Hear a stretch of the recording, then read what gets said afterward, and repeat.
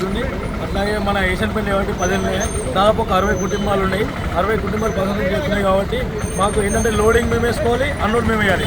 బయట గోదావరిలోనేమో వాళ్ళే లోడింగ్ ఎత్తారు, వాళ్ళే అన్లోడ్ ఎత్తారు. కరీంనగర్లో అయితే మేమే వేయాల్సి ఉంది.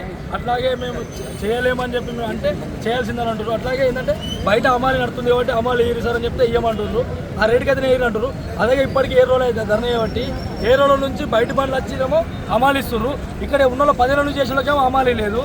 అట్లాగే ఇన్సూరెన్స్ లేదు, మాకు హెల్త్ది 10 లక్షల బీమా చేయించాలంటారు.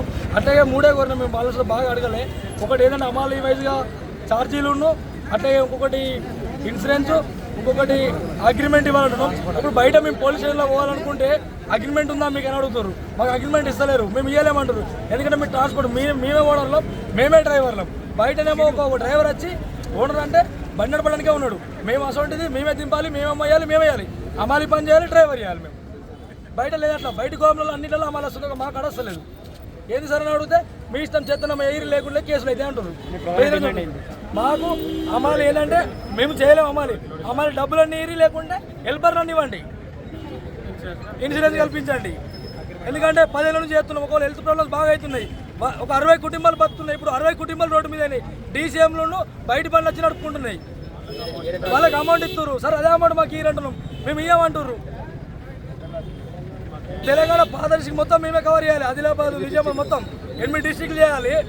అసలు ఇప్పుడు మనం పక్క పెడుతున్నారు, బయట పనులకు ఇంప్రూవ్ ఇస్తారు, వాళ్ళకి అమ్మాలి ఇస్తారు, కుసునకాడికి అన్ని చేస్తారు. మాకు అసలు ఏం లేదు, న్యాయం చేస్తారు. ఇలా కరెక్టర్ రావడానికి కారణం ఏంటంటే ఒక వినతి పత్రం వేయడానికి మాకు ఇవ్వడానికి వచ్చినాం. ఇక్కడికి నాకు న్యాయం జరగాలని కోరుతున్నాం. ఏషియన్ పెయింట్లో ఎప్పుడు కానీ కరీంనగర్ టాప్ 1 ఉంటుంది. అంత కష్టపడ్డా కూడా మాకు ఏ ఫలితం లేకుండా ఉంటుంది. ఏషియన్ పెయింట్లో 2 ట్రాన్స్పోర్ట్ ఎంతో కష్టపడి కరీంనగర్ని నెంబర్ 1 స్థానంలో తీసుకొచ్చాం. కానీ మాకు ఎలాంటి శ్రమ ఫలితం లేదు. ఈ లోడింగ్ అన్లోడింగ్ దానికి దేనికి అమలు ఇవ్వడం లేదు. ఈ ట్రాన్స్పోర్ట్లో ఏషియన్ పెయింట్లో 2 ట్రాన్స్పోర్ట్లు ఉన్నాయి. ఒకటి గంప వెంకట్ గారు, దుబ్బా నాగభూషణం గారు. ఈ 2 ట్రాన్స్పోర్ట్లు కూడా మాకు ఏ విధమైన సపోర్ట్ లేదు, అగ్రిమెంట్ అనేది లేదు. 60 మంది కుటుంబాలు ఇప్పుడు ఇవాళ రోడ్డు మీద పడ్డాయి. ఇవాళకి ఏ రోజు జరుగుతుంది, ఏ రోజు నుండి ఒక్కరు కూడా మా దగ్గరికి వచ్చి మాట్లాడిన వాళ్ళు లేరు. మమ్మల్ని మాట్లాడదామని రమ్మంటారు, అక్కడికి వెళ్ళాక వాళ్ళు వేరే పనులని బయటకు వెళ్ళిపోతున్నారు. మన కొండూరు సీఏ గారు కూడా మొన్న రాత్రి వచ్చి బయట పడాలని మేము ఆపినందుకు రాత్రి వచ్చి మా డ్రైవర్లందరినీ బెదిరించారు. మా నెంబర్లు ఫ్యామిలీ యొక్క డీటెయిల్స్ అన్నీ తీసుకొని వెళ్ళారు. మా కలెక్టర్ గారికి ఒకటే విన్నపం చేస్తున్నాము, మా అందరికీ మా 60 మంది కుటుంబాలకు దయదలిచి మాకు న్యాయం చేయాలని కోరుతున్నాం. ఓకే.